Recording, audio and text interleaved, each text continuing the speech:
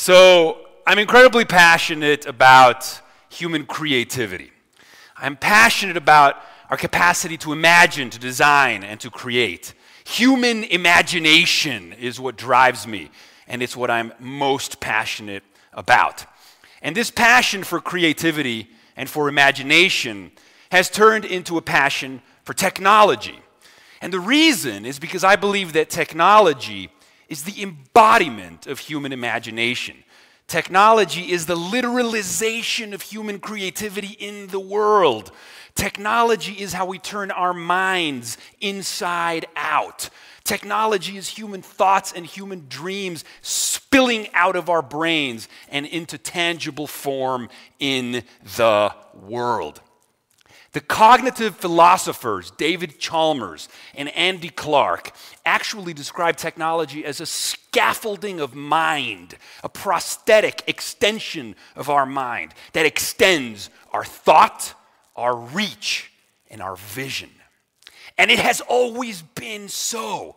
100,000 years ago, when early humans first pick up a stick, right? They're in the savannas of Africa, they pick up a stick on the ground, and they use that stick to reach some fruit that's on a really high tree, right? We've been using our tools, our sticks, our tools, our technologies to extend our reach, to redefine our boundaries, to transcend our limits. And then those tools and technologies changed us. As the philosopher Marshall McLuhan used to say, first we build the tools, and then those tools build us. When human beings first started using stone tools, after a couple generations, our jaws physically shrank. We have a symbiotic relationship with technology. Our biology responds and evolves and transforms in response to our cultural and technological artifacts, right? So there is historical precedence for this. We are the tool-making animal. It is what we are.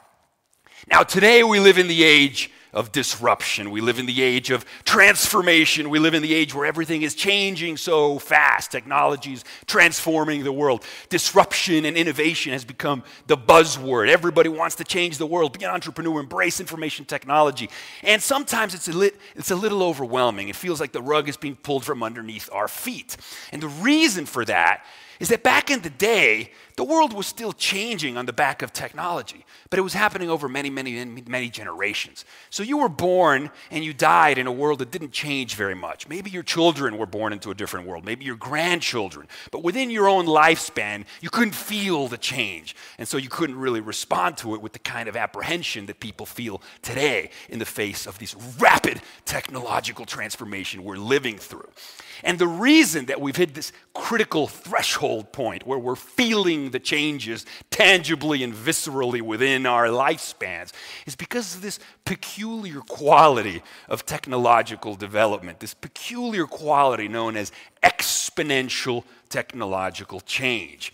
Now, the human mind evolved in a world that was linear and that was local, all right? When we had to make a calculation, it was how far away is that tiger in the savannah and how quickly is it going to get over here and eat me, right? That's a linear calculation. Our wiring about change over time is linear. Our intuition continues to be linear, but we don't live in a linear world. We now live in a world that is global and that is exponential.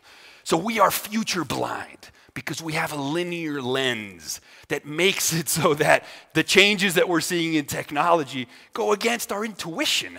So it's always feeling like the rug is being pulled from underneath our feet. We can't wrap our heads around what's happening. And so we need to make a cognitive shift. First and foremost, we need to start thinking exponentially when we try to solve problems, when we try to come up with innovative solutions to address the challenges of humanity. We can't be thinking linearly. Insurmountable problems become solvable when you think exponentially. So what's the difference between linear change and exponential change? Well, one of my heroes is Ray Kurzweil. Ray Kurzweil is a prolific inventor, philosopher, thinker, head of engineering at Google, and the author of The Singularity is Near, When Humans Transcend Biology. And he has a great example. It's called the 30 Steps example. to very quickly illustrate the difference between linear progress and exponential progress. So he goes like this. If you take 30 linear steps, 1, 2, 3, 4, 5, by step 30, you get to 30. That's linear, that's intuitive, that makes sense. Yeah, okay. How many steps? 30 steps takes me to 30. Easy. If you take the same 30 steps, but making exponential increases, you go 2, 4, 16. By step 30, you are at 1 billion. So take that in for a second, right? The difference between linear, which is our intuition, and actual exponential change, which is the reality that we're living in today. This information technology revolution. 30 linear steps gets you to 30. 30 exponential steps gets you to 1 billion, which is why the smartphone in your pocket today is 1 million times cheaper, 1 million times smaller, and 1,000 times more powerful than what used to be a $60 million supercomputer that was half a building in size 40 years ago, and you needed special permission to get access to it. So again, in 40 years, we went from something that was $60 million and half a building in size to something that fits in your pocket that is in fact 1,000 times more powerful and 1 million times more affordable. Think of that kind of progress. What becomes possible on the back of that kind of progress, right? And it's not stopping. It continues to compound. In the next 25 years, this will shrink down to the size of a blood cell. It'll go in our bodies and brains, reverse engineering us from inside out. We're seeing the beginnings of neural links, of brain-to-computer interfaces. Elon Musk has just announced a new venture to pioneer this space. This is coming, again, exponentially. Today, a young kid in Africa, in rural Africa with a smartphone, a young kid in Jordan with a smartphone, has better communications technology than a head of state had 25 years ago. How does this change what becomes possible? When our youth have supercomputers in their pockets that are better communication tools than presidents and heads of state had 25 years ago. That is a democratization of access to information, of ability to transform and to impact society. This is the world that we're living in today. Bill Clinton had a Time magazine cover story called A Case for Optimism, in which he cited a United Nations study that found that the cell phone was probably the greatest invention in human history to pull people out of poverty. We're only seeing the beginning of what's going to be possible on the back of these exponential technologies. And already we live in a world that our ancestors could not have imagined. A world where each of you have something in your pocket that a billionaire couldn't afford 50 years ago because it didn't exist. Think about that for a second, especially when you get depressed from the doom and gloom that we see in the mediascape. We've never had such opportunity for impact and transformation to come together, right? So how to get this message out into the world has become one of the key challenges, right? We're all competing in the marketplace of ideas. We live in the age of memes. Information used to be exchanged through genetics. Now it's exchanged through memetics, right? And so you got to make content. We live in the age of ADD. In fact, if you don't have ADD today, you're not paying attention. So attention is the new limited resources. Attention is the new oil. And so it's where we're playing. So I started a series of videos a while back. You guys might have seen some of them, Shots of Awe. I used to call them, yeah, thank you guys. A passion project for me. I first used to call them shots of philosophical espresso. Like you take a shot, whoa, gets you out of your head. But again, the key idea was, can you do something impactful in 2-3 minutes? You know, people tend to share two things the most on the internet. That which scares them and that which gives them awe. Okay? And so I thought, I want to go for the latter. And so I'll walk you through some more of these ideas as I showcase some of these videos. So the first video I want to show you is about the human capacity to transcend our boundaries, the human capacity to redefine our adjacent possible, which Stephen Johnson describes as a shadow future that hovers over the present, a map of all the ways in which the present can reinvent itself. So this first video is called "To be Human is to be Transhuman." Let's show the first video, please. So there's a great line by Shakespeare in which he says, "We know what we are, we know not what we may be." And in the age of accelerating technologies in which we extend the cognitive reach of our minds, the perimeters of our humanness with these extensions of self, these exoskeletons, these technological scaffoldings, the wings of our aircrafts and the signals traveling through our smartphones, sending our thoughts electrified at the speed of light across oceans of sky. We redefine and extend what it means to be human. Edward O. Wilson says, we have actually decommissioned natural selection, and now we must look deep within ourselves and decide what we wish to become.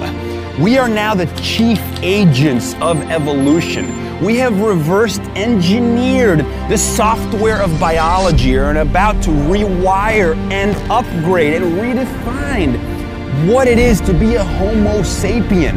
Juan Enriquez uses the term Homo evolutus, the being that evolves itself, that transforms itself, right? Ray Kurzweil, we didn't stay in the caves. We haven't stayed on the planet.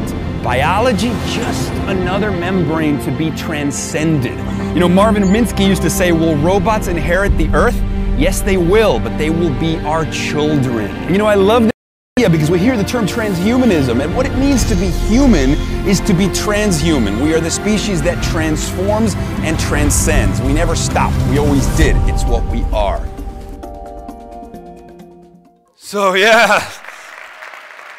So we have this unique capacity to imagine, design, and create. We have this unique capacity to transcend our boundaries. And I've talked to you a little bit about how these information technologies that we rely on today have been advancing exponentially, right? And of course, I've given you examples to showcase the difference between exponential change and linear change and the implications of exponential change. And so I travel around the world and I talk to people about exponential technologies. And as crazy as it sounds, people will buy it because they've seen it.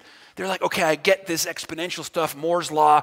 I've seen the computer shrink down to the smartphone. Fair enough. But what about the world of flesh and concrete? Because that's the world we dwell in today. We have bodies and we have buildings, and that doesn't change exponentially, right? Well, it turns out both flesh and concrete are becoming information technologies now. And as they become information technologies, they become subject to that exponential growth curve of progress. So let's take biotech, genetics. Biotechnology means mastering the information processes of biology. Biology is code. DNA is code. We are made of language. We are alphabetic all the way down, okay? And biotechnology, gene sequencing, the speed at which we can sequence our genes has been advancing 3 times faster than exponential. 3 times faster than that 30 steps example I was giving you before. That's how fast gene sequencing is happening. We are about to enter the age of biology. We are about to transform healthcare in a way that's going to be as impactful, if not more, as the advent of the smartphone. We're talking about personalized medicine. We're talking about rewriting the software of biology. Freeman Dyson, the eminent physicist, talks about a very near future where a new generation of artists are going to be writing genomes with the fluency that Blake and Byron wrote verses. Think about that for a second. Reprogram your genes away from disease, potentially even away from aging, right? Google, Larry Page, founder of Google. These guys understand the implications of biotech. He's got a new company called Calico, the California Life Extension Company, a software company for biology. Because Silicon Valley realizes that everything is hackable, including biology. This is going to change everything. X Prize Foundation announced a prize to who could create the first medical tricorder, a smartphone-sized device that can diagnose you better than 10 board-certified doctors. Lab-on-a-chip technologies. Imagine what that could do deployed in a rural village. A smartphone-sized device that can give you medical treatment? Software apps for biology that get regularly updated with the greatest versions? The human desire for self-determination and self-expression? What becomes possible when biology becomes the new canvas? You know, you think tattoos and fashion is one way we express ourselves? Imagine when biology becomes the space, the canvas for our expression and creativity. We'll make ourselves smarter. We'll make ourselves more creative. We'll overcome problems. We'll transcend limits. We'll continue to do what we've always done. What new forms of human creativity might emerge with the canvas of biology? The next trillion-dollar businesses will be biotechnology companies. I have a friend called Brian Johnson. He was the founder of a startup that he sold for $800 million. It was electronic payments. You know where he's putting his couple $100 million in? Brain-machine interfaces and biotech. He understands this is the next space for transformation. So that's flesh. What about concrete? Well, it turns out nanotechnology is also advancing exponentially. Nanotechnology allows us to pattern and program atoms, the building blocks of the physical world. Everything is made of atoms. To pattern and program them the same way we can program ones and zeros in digital technology. So ones and zeros is responsible for everything you've ever seen on YouTube, all that computation. It's just manipulating ones and zeros. Imagine that, but with, instead of bytes, instead of bits, it's bytes. Instead of bytes, it's bits. Now we're talking about atoms. So buildings that build themselves, right? Software that writes its own hardware, self-assembling. I mean, nanotechnology already exists in nature. When you plant a seed on the soil and it turns into a tree, that seed is an information file that instructs the matter around it to turn into a tree. Nanotechnology exists in nature. And now we are harnessing that power to transform manufacturing, essentially to turn the world, physical world, into something that is programmable. Programmable. The famous book on nanotechnology is by Eric Drexler. It's called Engines of Creation. It's a compelling title. The Engines of Creation. That's nanotech. It's advancing exponentially. They talk about nanobots that are going to be around in the next 10, 20 years. Nanobots, tiny robots the size of our blood cells in our bodies and brains, fixing problems from within. Nanobots are going to transform, again, with biotech, medicine as well. So you have biotechnology, you have nanotechnology, you have artificial intelligence, which we hear and talk about in the media all the time. Artificial intelligence, the creation of non-biological intelligence that will be married to our biological intelligence, right? And that will have infinitely more capabilities. And so you have three overlapping revolutions happening side by side, right? Biotech, nanotech, and AI. And the three overlapping, as they advance exponentially, are leading us towards what Silicon Valley mystique calls the singularity, the rapture of the nerds. But the key idea of the singularity is that it's a metaphor. We don't know what's going to happen on the back of these technologies. We just know that the imagination is the only limit. A singularity is a metaphor from physics to describe what happens when you go through a black hole in the universe. Namely, the laws of physics don't apply anymore. So they borrow that metaphor and say that on the back of AI, biotech, and nanotech, we're approaching a human singularity. We're going to transcendence of all previous limits. How do you imagine what comes next? Well, it's like trying to explain Shakespeare to a chimpanzee. I mean, the chimp are bright, but they can't imagine poetry and simile and metaphor and all this stuff. They just don't have the software for it.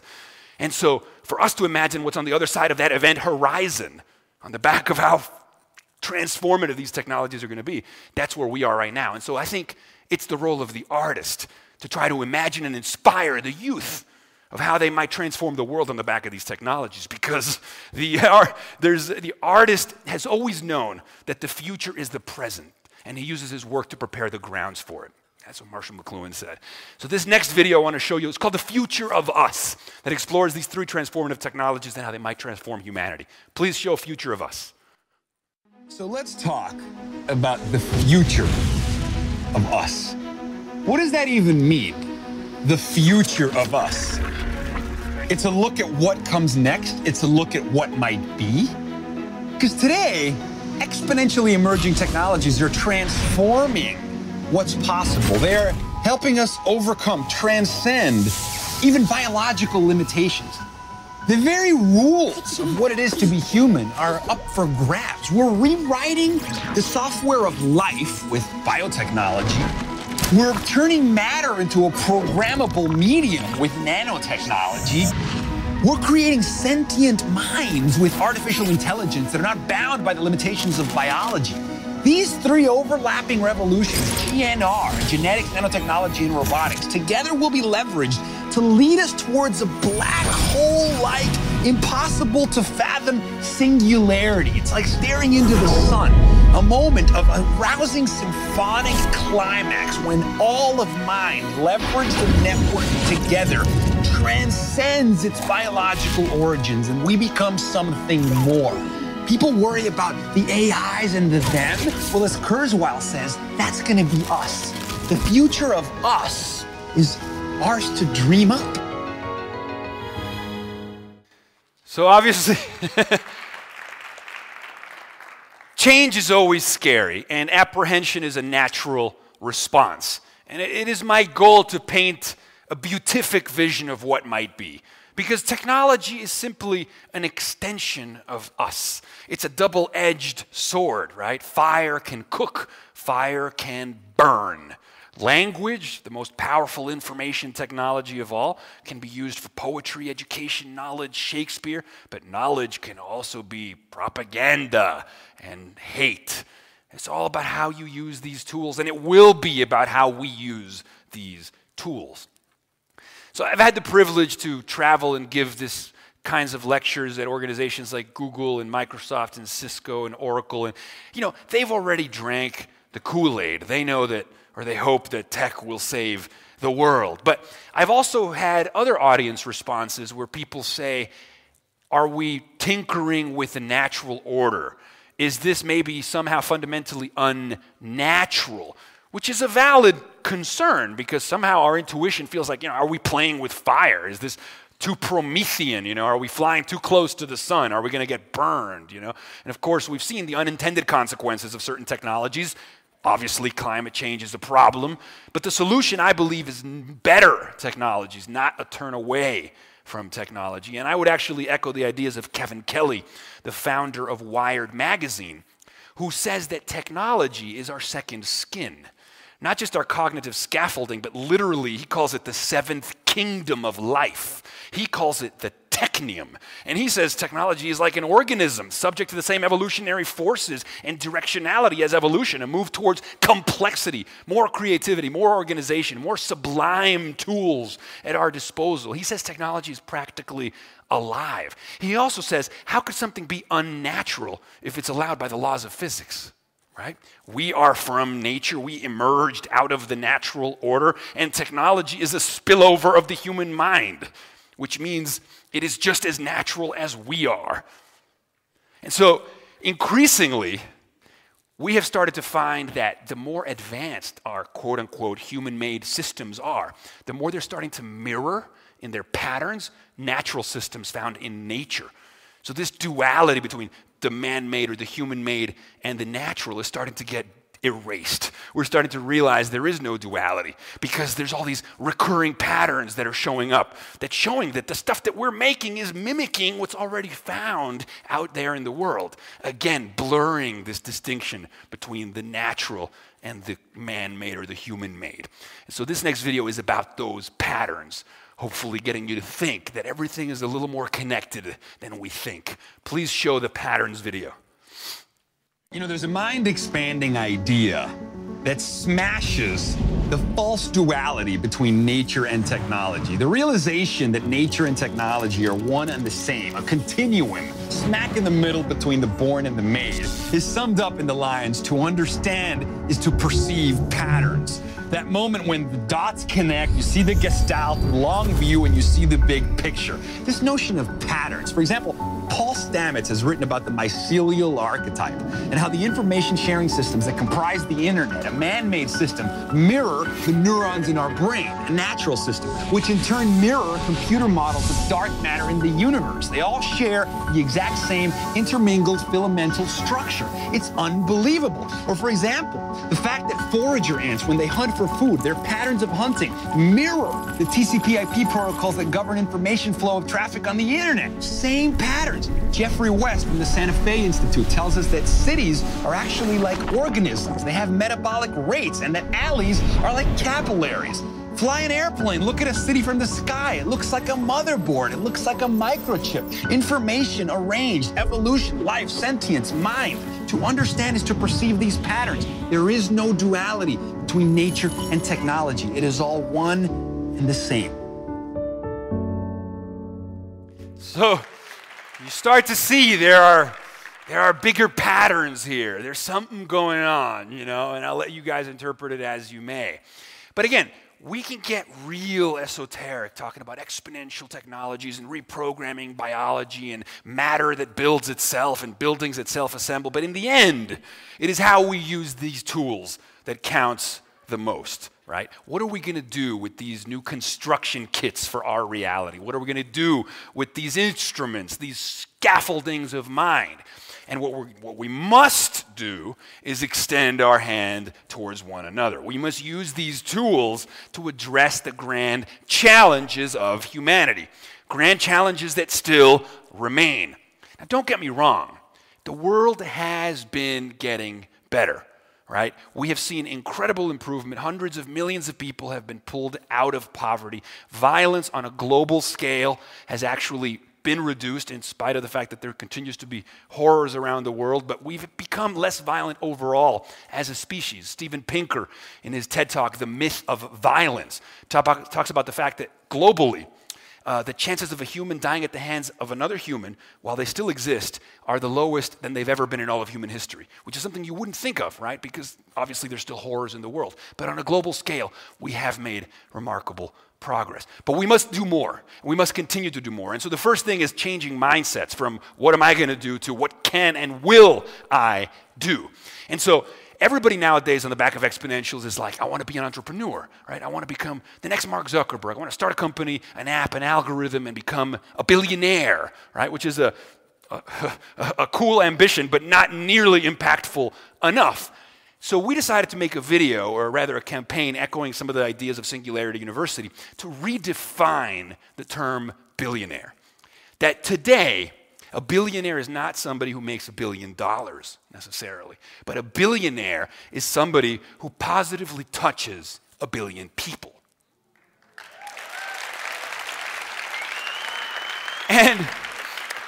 And granted, you probably will make $1 billion if you touch 1 billion people in a positive way.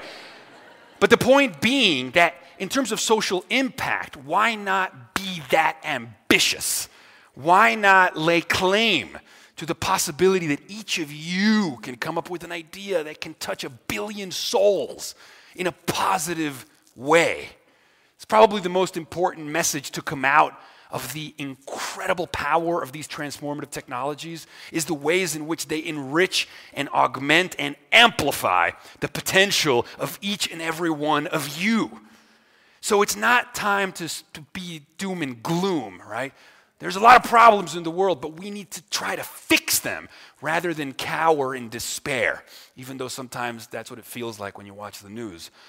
So my encouragement to you with this next video is to believe that we can impact the world in a positive way, and we can do it on a scale that could actually address the challenges of the entire spaceship Earth, as Bucky Fuller used to call it. So let's show the next video, Captains of Spaceship Earth. Shot on a smartphone, by the way. We live in a world of exponential technological advancement. What this literally means is that we have new construction kits for our reality, new tools with which to probe at the adjacent possible. So consider the implications, right? As Marshall McLuhan used to say, first we build the tools, and then the tools build us. We are designed by what we have designed. There are these feedback loops of mind, tool, and world that radically redefine our boundaries, that radically transform what it means to be human. To be human today is to crisscross the skies. To be human today is to create technosocial wormholes, mind-to-mind communication that overcomes the limits of time, space, and distance. And so what do we do? Well, we need to radically reach out to one another in ways that we haven't before. There's a great line that says, empathy rarely extends beyond our line of sight. In other words, if it's out of sight, it is out of mind. But if anything, these wireless communication technologies are radically extending our line of sight. They're providing new ontological maps of the real. They're giving us the astronaut overview effect. We are seeing the big picture. We are seeing that we are the captains of spaceship Earth. And what shall we do? We need to extend our hands to one another. We've never had such tools to overcome all of the limitations of our humanity. We have the power, we have the will, we have the capacity, the creative capacity to overcome our limits. And so today, billions of us linking to one another, creating a global node, a global brain. What is the new definition of billionaire? The new definition of billionaire is he who will positively affect the lives of a billion people. He or she who will reach out and say, I will positively affect the lives of a billion people. This should be our goal. This is our responsibility. Whew. Here's our chance.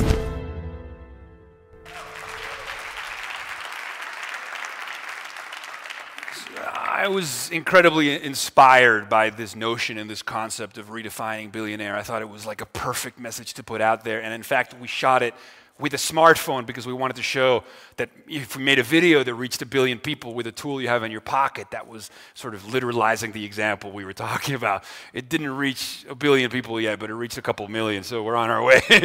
Now, I call these videos shots of awe. And people ask me, what is it about awe? Why awe? Well, it turns out that awe, according to some research out of Stanford University and Berkeley University, has found that experiences of awe have all kinds of cognitive benefits, okay? So what is awe? Now, these guys described awe as an experience of such perceptual vastness, such perceptual expansion, that you are forced to reconfigure your mental models of the world in order to assimilate, in order to digest what you're seeing. So for example, okay, the first time you go swimming in the Dead Sea, for me, or the first time you saw the Hubble Space Telescope's deep field images of the universe. I mean, mainlining space and time through the optic nerve. I mean, that's an ontological awakening. That's a forceful reckoning with the infinite. You know, the philosopher Tolstoy says man needs to find a way to bridge the finite with the infinite. I can think of no better way than to gape at the universe. And it turns out these experiences of awe, these exhilarating neurostorms of intense intellectual pleasure, okay, perhaps even like a spiritual experience, experiences of awe, after they pass, they leave you with lasting cognitive benefits, such as increased feelings of creativity, increased feelings of well-being, increased feelings of compassion and empathy for the other. So it's almost like these experiences crack us open and let some light in. And I thought, wow, Timothy Leary was right. In order to use your head, you've got to go out of your mind once in a while. And so I call these videos shots of awe because they are precisely designed to induce an experience of awe in the viewer. I want to give you information, sure, okay? Facts are important, okay, especially in the age of fake news as we see on CNN. But a list of facts only would make the phone book the world's most interesting book. Werner Herzog says, facts are important, but they don't necessarily illuminate. You need storytelling for that. You need passion. You need awe, all right? A little taste of the metaphysical. And so this next video is about this experience of awe, what it's all about, and why I hope all of you guys are feeling some of that tonight. So let's show the next video on awe.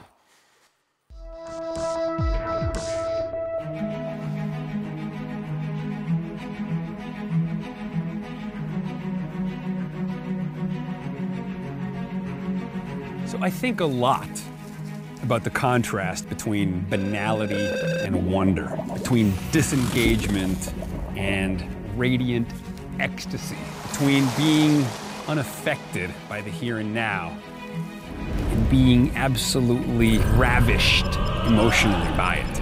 And I think one of the problems for human beings is mental habits. Once we create a comfort zone, we rarely step outside of that comfort zone. But the consequence of that is a phenomenon known as hedonic adaptation. Overstimulation to the same kind of thing, the same stimuli again and again and again, renders said stimuli invisible. Your brain has already mapped it in its own head, and you no longer literally have to be engaged by that. We have eyes yet see not, ears that hear not, and hearts that neither feel nor understand. There's a great book called The Wondering Brain that says that one of the ways that we elicit wonder is by scrambling the self temporarily so that the world can seep in. You know, Henry Miller says even a blade of grass, when given proper attention, becomes an infinitely magnificent world in itself, you know. Darwin said attention, if sudden and close, graduates into surprise, and this into astonishment, and this into stupefied amazement. That's what rapture is. That's what illumination is. That's what that sort of infinite comprehending awe that human beings love so much. And so how do we do that? How do we mess with our perceptual apparatus in order to have the kind of emotional and aesthetic experience from life that we render most meaningful? Because we all know those moments are there. Those are the moments that would make final cut. Only in these moments we experience afresh the hardly bearable ecstasy of direct energy exploding on our nerve endings. This is the rhapsodic, ecstatic bursting forth of awe that expands our perceptual parameters beyond all previous limits, and we literally have to reconfigure our mental models of the world in order to assimilate the beauty of that download. That is what it means to be inspired. The Greek root of the term means to breathe in, to take it in. We fit the universe through our brains and it comes out in the form of nothing less than poetry. We have a responsibility to awe. We have to. You know, these videos for me started off purely as a passion project. The first couple of videos were entirely self-funded, out of my pocket, working very intimately with my close friend who was DP and editors. And the inspiration for them was that there are these brief moments, they're known as epiphanies, you know, these temporary moments of grace and inspiration and rapture and rhapsody. The romantic poets wrote about these moments of ecstatic illumination, peak experiences, Abraham Maslow called them. And during these moments, we connect with something larger than ourselves, right? William James, the American psychologist, called them mystical experiences. No matter your culture, no matter your religion, no matter your belief systems, mystical experiences are all characterized by feelings of transcendence of self, transcendence of time and space, feelings of the sacred, feelings of the ineffable, a connection with everything, interconnection with everything you can't even put into language, a sense of the noetic, a sense that you're glimpsing ultimate truth and ultimate reality, and finally, feelings of deep well-being and grace and gratitude. We've all had these experiences. These experiences usually become the North Star of our lives, whether it's falling in love or whether it's finding your passion or finding your purpose or discovering what your calling is, how you're going to make this a better world, how you're going to extend love, passion, and compassion to your brothers and your sisters, no matter where in the world they live, no matter what they believe, because we are all one people. It's one planet. You know, one of my favorite things is what happens to astronauts when they go into orbit. There's this condition called the astronaut overview effect. Okay, it's been studied by psychologists, it's been studied by neurologists. It turns out when astronauts go into orbit, they experience an epiphany that's so transporting, that's so transformative, that it changes their relationship with the Earth, with humanity, with the planet. They see beyond borders, they see beyond creed, they see beyond bitterness, they see a single cybernetic system, Captain the spaceship Earth, and they feel this sense of kinship and responsibility and an urge to reach out with compassion, with love, with This is what it's all about, okay? And so I want to leave you with one more video, which is going to give you the fuel to the fire for all of you to go out there and make this a better world, starting in your community and reaching across the planet. And that's identify your passion. Right? Because that's the fire in the belly that's going to fuel you even when everybody says, don't do it, you can't, okay? And my friend Stephen Kotler from the Flow Genome Project says there's a simple formula for finding your passion, that elusive of flames. Turns out there is a formula, and it's very simple, and it's an exercise all of you can do. And I'm going to tell you very quickly how to do it, and then I'm going to show you a video that's going to repeat how to do it because I want you to remember. So to find your passion, if you don't know it yet, make a list of 10 to 15 things you're really curious about, okay? Even if you don't know what your passion is, your North Star, you can identify 10 or 15 things you're really curious about, okay? Once you've done that, find where they overlap. Find where 2 or 3 or 4 of those things you're curious about overlap, like a Venn diagram, you know, when they spill over into each other. And he says, look there. Because when multiple curiosities overlap, it means that there's neurobiology and neuroactivity associated with those overlaps, right? Multiple curiosities intersecting means you're getting a hit of dopamine, okay? You're getting stimulation from that. So chase that, and that's where your passion lies. And then how do you turn that into a purpose? Well, you take that passion, right? Those multiple curiosities overlapping, you figure out what your passion is, then you find some need in the world that you can serve with your passion. Once you've identified that need in the world that you can serve with your passion, that turns your passion into a purpose. Now you know what your life is all about. And so I want to leave you with that message, and that's this video, is how to find your passion. And then we're going to have a great conversation. So thank you, guys. Let's show the last video, please.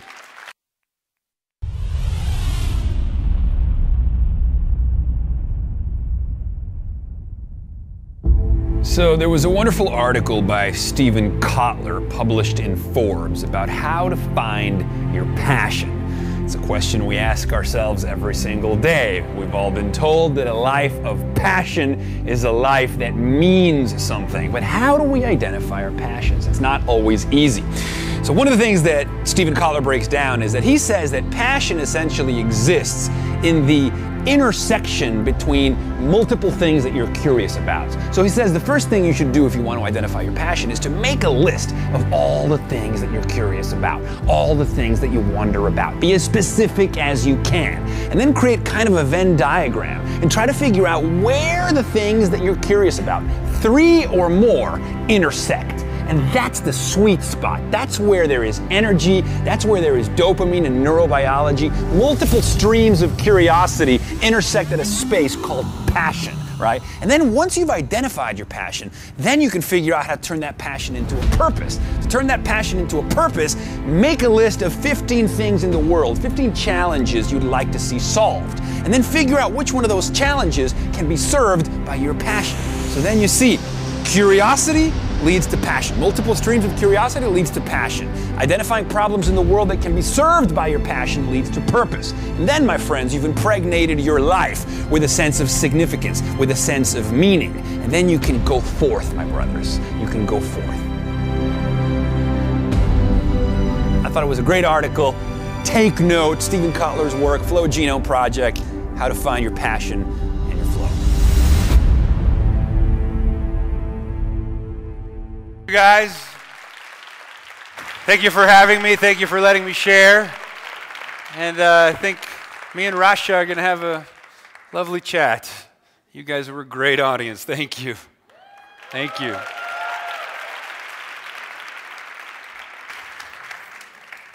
I hope you all enjoyed that as much as I did. That was awesome. Great. So for this portion of the which is the Q&A, unfortunately, the only way we can do it is by randomly selecting so anyone who'd like to ask Jason a question. I hope we can stay on topic and that we can continue sort of what we've been listening to for the past 45 minutes.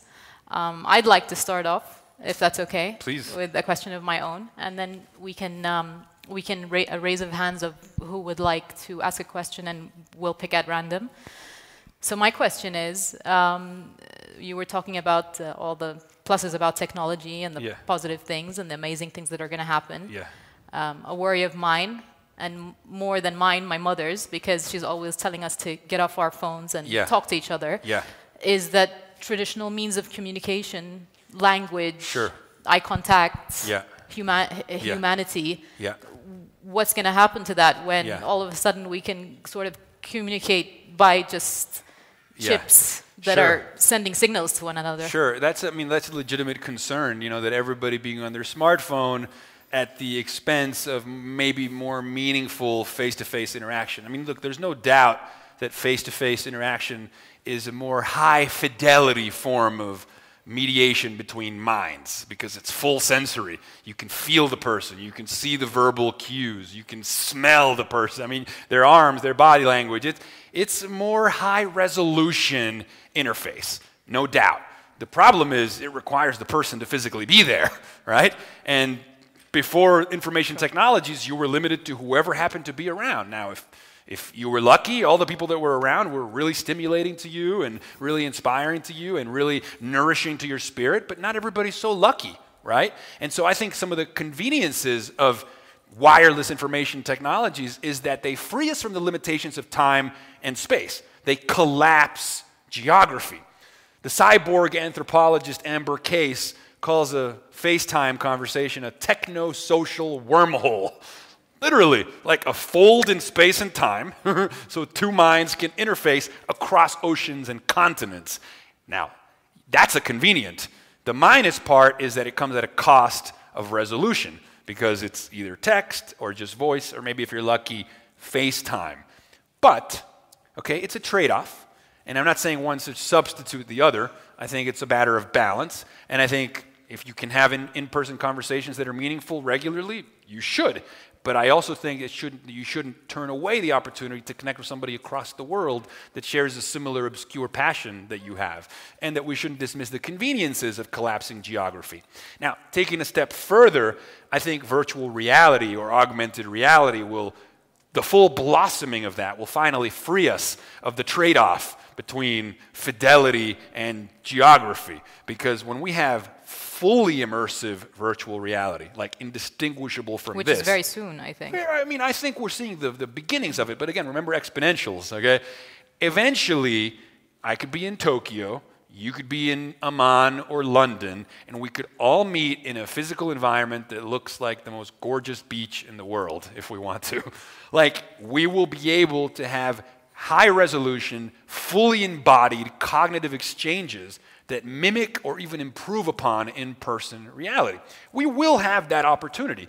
And of course, some people will say, oh, it's not natural, but what you have to remember is that even face-to-face interaction is still an accident of perception. It's still limited by the way the brain processes information. You're still coloring reality by culture, by language informs reality, context informs reality, the clothing we wear informs reality. When people put on a uniform, they treat the world differently, and they interpret events in the world differently. So the idea of an unmediated, natural encounter with people is a myth, because all encounters are mediated by context, by setting, by culture. All these things already color your world. We talked about that on Brain Games. So whether you're having in-person or virtual or eventually deeply immersive virtual reality, my hope is that it will lead to deeper intersubjective exchanges, a deeper opportunity to know the insides of each other's minds. Now, to take it to the next level, Terence McKenna, the philosopher, says that full virtual reality will increase intimacy between human beings in ways we cannot even imagine. Because today, if I want to open up to you, I write you a love letter or I invite you to my room, right? It's really intimate. My posters are on the wall, my books, my memories, my photos. But my room is still rudimentary compared to what's in here, right?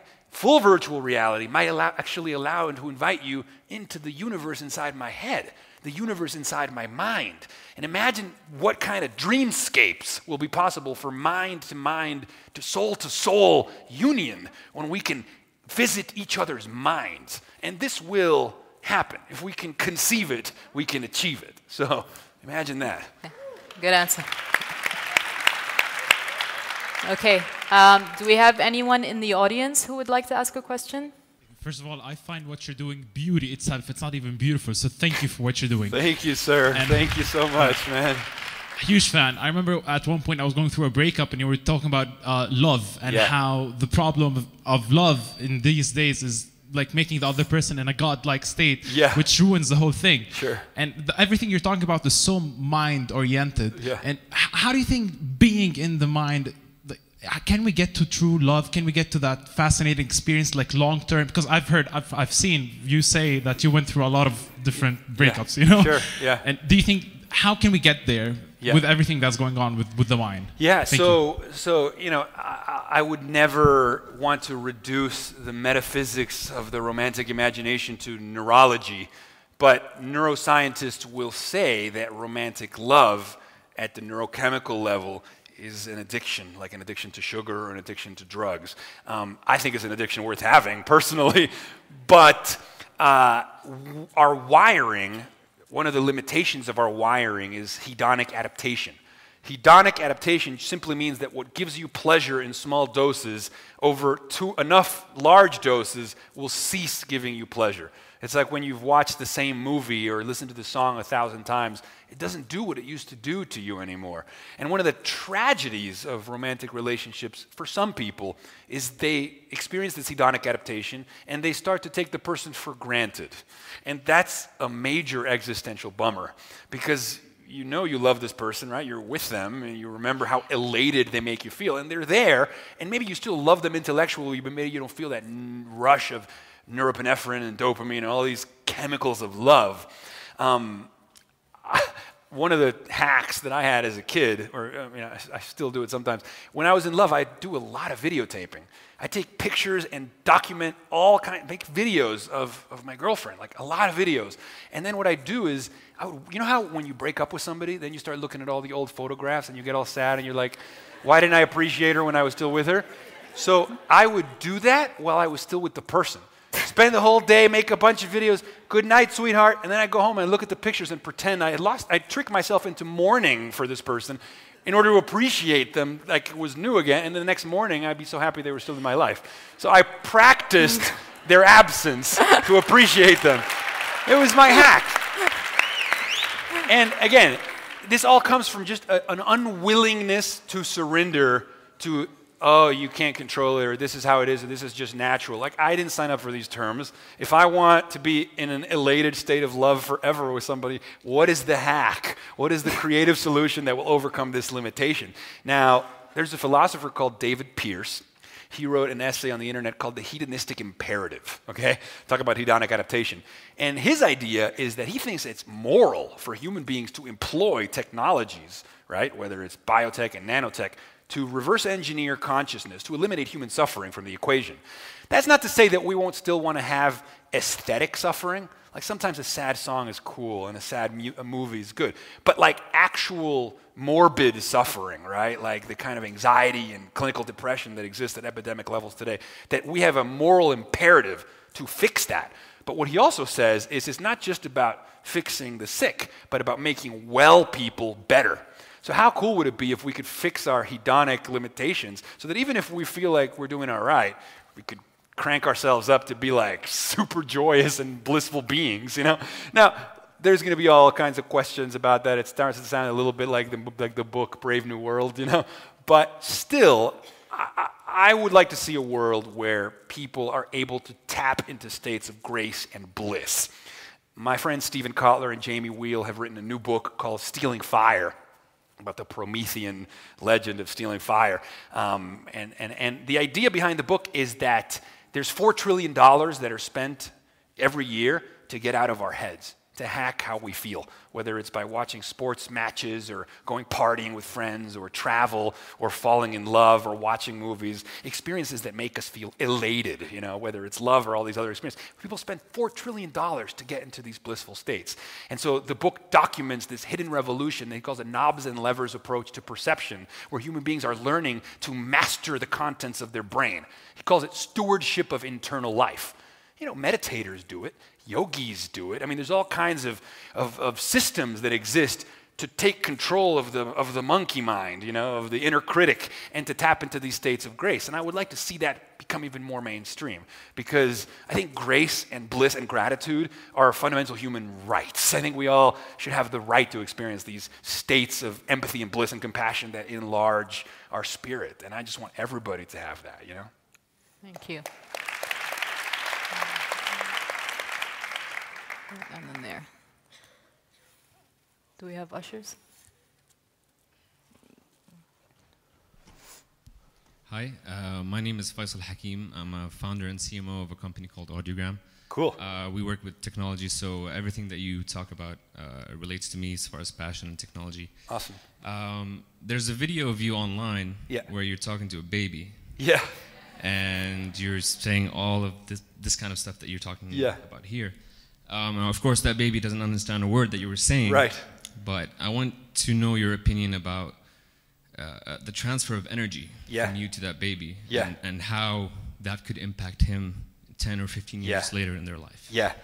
So that video, believe it or not, has gotten over 80 million views and has been featured in every publication from Time magazine to Huffington Post to newspapers in Hungary and around the world. It has, you know, I've done a lot of videos. I've worked with National Geographic. They have big marketing budgets. Like nothing we've ever done has gotten, you know, the claim to fame is the baby video.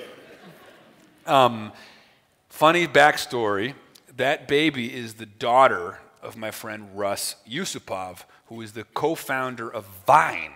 You guys remember Vine? The little 6-second viral videos, 6 second. So he's a friend of mine. I know him from New York. We were hanging out at his house, and his wife came out to the terrace with his daughter. And, you know, her name is Flora. And he was like, hey, you know, you want to hold her, Jason? And I was like, sure. You know, we're hanging out. We're laughing, you know. And, you know, for whatever reason, I must have been in a highly receptive and open state. He put the baby in my hands. Yeah.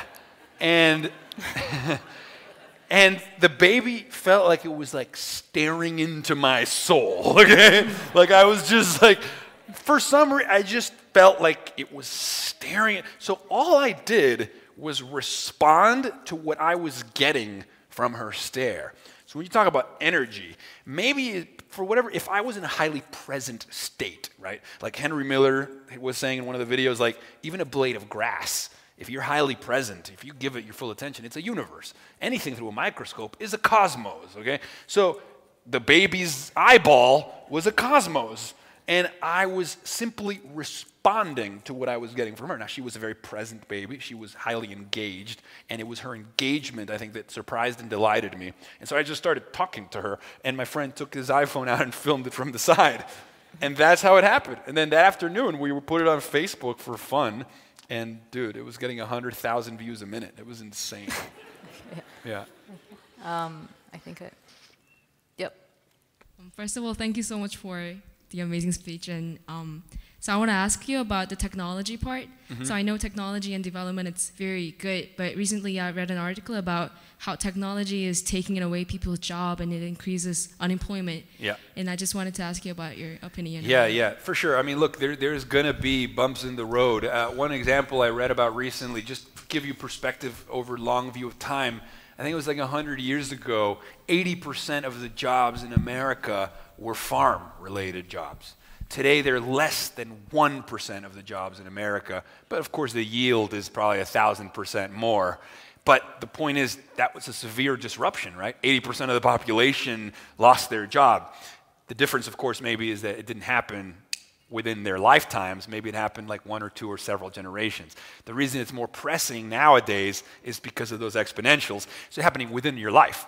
You know, it's like you grow up, you went to medical school, and then they're like a robot's going to perform the surgery instead of you. You know, like the disruption is happening within our lifespans, and so I think governments, I think companies need to get together and figure out. Okay, so these are systemic disruptions that are fundamentally altering the structure of society within the lifespan of a generation. That's not going to go quietly into the night. You know, so what we need is to think about novel solutions that maybe we didn't consider before, such as universal basic income, for example, and other novel approaches. I mean, I just think that the same disruption that we are experiencing needs to encourage us to also disrupt our own thinking about the ways in which we can solve these problems. Because we can't just stick to the old ways of operating society when these technologies are disrupting industries the way they are. So of course, I mean, it's a problem. I mean, in America, I think truck driving is still one of the jobs that's the highest number of people do. And self-driving cars have arrived. So that is going to be a problem. I mean, look, there's excitement, big picture level, but there is a lot of anxiety as to how we get there in the meantime. People got to pay the bills. And some people are attached to their job for their sense of meaning also.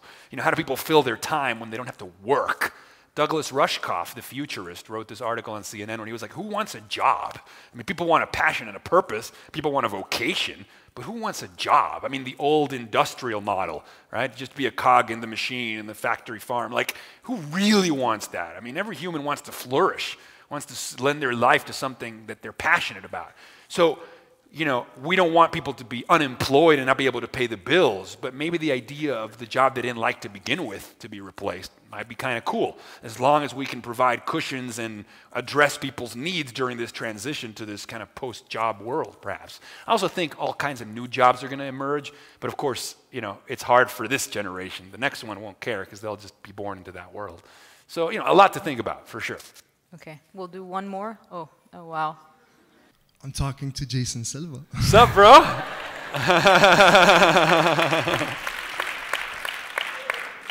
Yeah, I've been a fan for the longest time ever. Oh, thank you so much, man. And I'm so used to your voice and your picture on my laptop screen or my phone screen. Nice. I swear to God, when I saw you in that room, it's like the Matrix glitched, you know? Yeah, there was a glitch, yeah. Yeah. Anyways. The dream is collapsing. So I'm a psychiatrist, but I also have a lot of interest in space and in the natural world. Yeah. So my question to you is, because I face that a lot at work when I talk about love being the pillar, you know, human connection and love being the ultimate pillar. Yeah. A lot of scientists give me the pseudoscience talk. They don't believe in that. You know? Yeah. Even though we've seen in biology when we've extracted the hormones and chemicals that mimic the experience of inner peace in the brain, and we add them to cells in petri dishes, we can recognize growth, right? Yeah, but I mean, I agree with you. I mean, we are more than biology. We are also stories.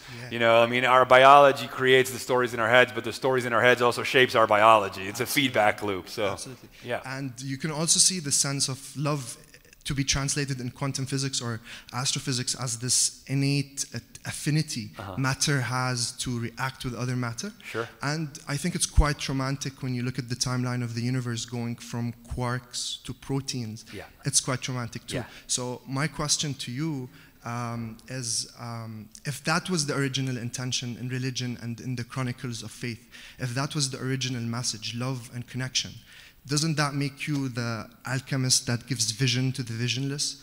And if that's the original meaning of religion and the original meaning of how humans should live their life, then today you were walking on water, sir. So, wow. Thank you.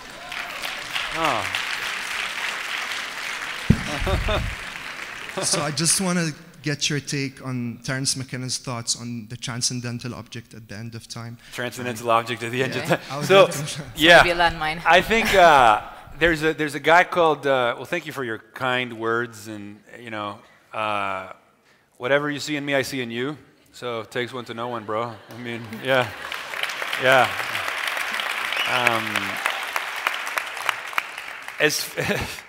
As far as the transcendental object, well, first, to respond to the power of love, there's a guy called Rich Doyle. He's a professor of rhetoric. He calls it the power of language at University of Pennsylvania. He wrote a book called Darwin's Pharmacy, Sex, Plants, and the Evolution of the Noosphere, which of course is what rises above the biosphere, is the kingdom of ideas and memes that cloaks the planet in information. He says that words inform reality. And for those that think that words don't cause physical changes in physical systems, think of how much energy is required to say the word, I love you. It's a certain amount of energy, right? But the amount of energy that I require to say the word, I love you, is much less than the amount of energy that it could impact the person that receives that word, right? So it could have a much more energy, impactful effect on somebody than the energy required to utter those words. So words can definitely impact physical systems. We are physical systems, and language can completely affect our neurochemistry and have a dent and leave a dent. As far as the transcendental object at the end of time, there's a theory that tries to account for Fermi's paradox. Fermi's paradox is the paradox that says the universe in all its vastness seems prime for life. Now we're finding so many exoplanets that meet the Goldilocks, Earth-like conditions for life, but why don't we see evidence of advanced civilizations when the conditions seem so prime for it? The scales seem so inevitable. So what this guy says, the transcension hypothesis says, and this makes sense when you look at what's happening with us, advancement of all technological civilization goes both ways. It goes outer and it goes inner. Outer means, we spread it throughout the land, we conquer the rest of the planet, maybe eventually we'll put bases on the moon, maybe we'll reach other planets, we'll expand outwards. But there's a simultaneous expansion inwards, right? Computation gets denser and denser and denser, right? Eventually, we'll get to femtoscale. It's smaller than nano. Femtoscale densities of computation. These are the densities of black holes, okay? When you get to femtoscale densities of computation, and by that point, we'll be living in virtual worlds because we'll leave biology behind. So imagine a universe, a matrix, right? But not a dystopian matrix like in the movie, but a paradise kind of matrix, a virtual reality where everybody, full flourishing of human imagination in an infinite, boundless cosmos of the mind, okay? Femtoscale densities and virtual worlds inside those femtoscale densities. Eventually, all of mind leaves space and time behind because we go into these black hole dimensions outside of space and time, slingshot to the end of time, and high five every other advanced technological civilization. That's transcension. And it's an interesting theory put out there. The guy John Smart put it. That was the closest thing that I found in astronomy, in terms of astronomy theories, to McKenna's transcendental object at the end of time. So maybe the new space is inner space. Maybe we have to stop worrying about conquering other lands and start exploring all the space down below and within, Okay. So, thank you so much. I think we're good. Huh? I think we're good. Yeah? Yeah. Okay. Yeah. So, should we take one more? Sure. Or are we good? One more? Right here?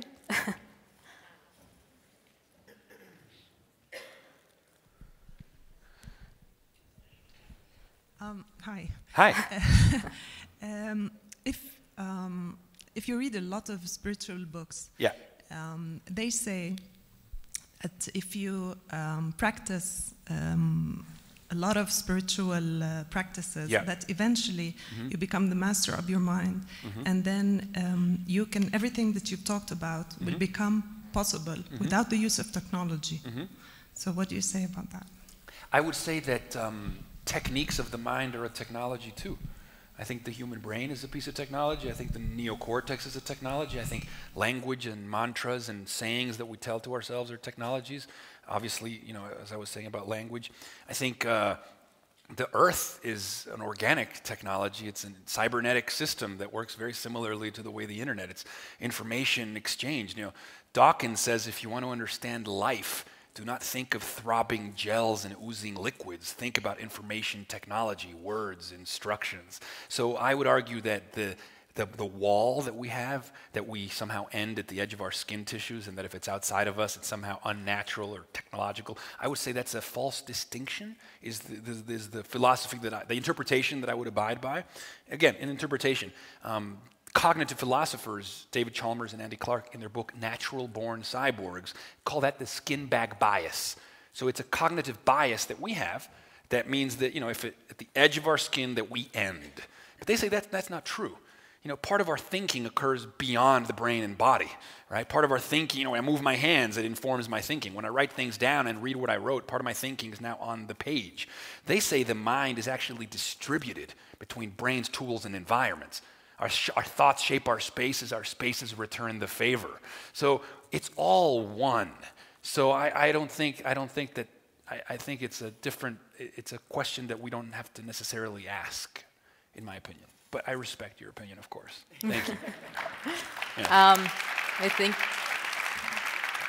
one more. Last one. Here, this young lady. Hi. How are you? Good. How are you? How's your trip? So far, so good. Awesome. This is the best part. Yeah? Good. My name is Hiba, right? Hi. Hi. Everybody's looking at me. Look at him, not me. Right. So I want to become a politician / a diplomat, right? Cool. And so, you may think this is crazy, but I also do want to change the world in a positive way. Good. So back at Harvard, I was, telling a friend of mine my passions and what I want to do, and Did you say Harvard? No, it was an event. Oh. I went to represent Jordan there. Yes, Harvard in Boston. So I was telling a friend of mine about I want to put my interests into politics and diplomacy, and I want to try to benefit my society and the world as well. So he was like, you have to be corrupted to get to that point. To have power, you have to be corrupted. I hope we don't have any politicians in the room, sorry. I understand the idiom that power can corrupt. I understand the idiom. It can. And I'm looking at a lot of leaders today in the world, and some of them are fueled by hatred, by greed, by making us hate each other, by making us think that, hey, I'm from this country, I'm better than you. Yeah. And it's working so far so great for them. Yeah, there's a book called The Denial of Death, written by a psychologist called Ernest Becker.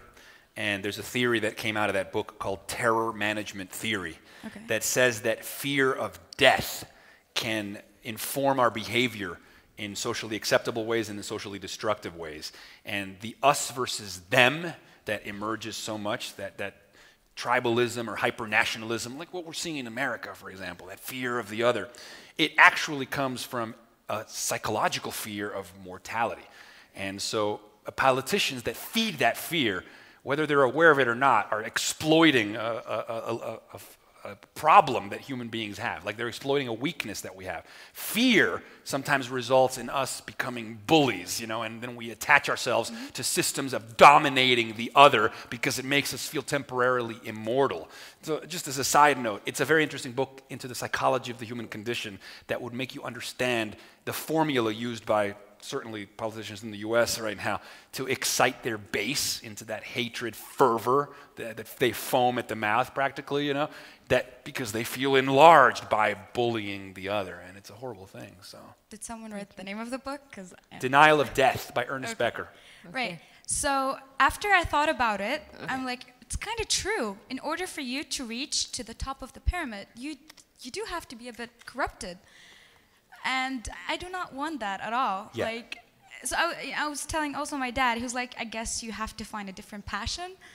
I'm like, no, I'm not going to do that. So how do I get to where I want? Yeah. Instead of and how about disrupting politics? You think so? Disrupt it.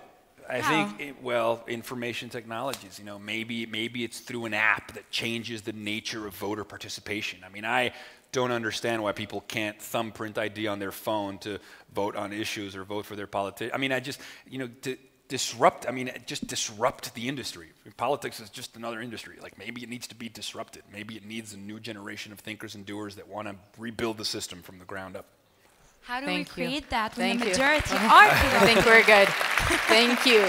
Thanks a lot. Yeah. Thank you. Thank you all for coming. I wish we could stay here all night. I wish we could take all your answers, but thank you guys. You guys are beautiful people. I love you. Thank you. Thank you. Thank you. If you'd stay in touch. Stay in touch on Facebook. Stay in touch. Send your Facebook, questions. Twitter, my page. And if you'd like to keep up with what we're doing, you can follow us on Instagram at the Speaker Sessions. We'll be bringing more, hopefully, amazing speakers for you to see. You can follow us on Facebook. Thank you to our sponsors. Thank you so much for helping us make this a reality. We appreciate it very much. Thank you. Oh, cool.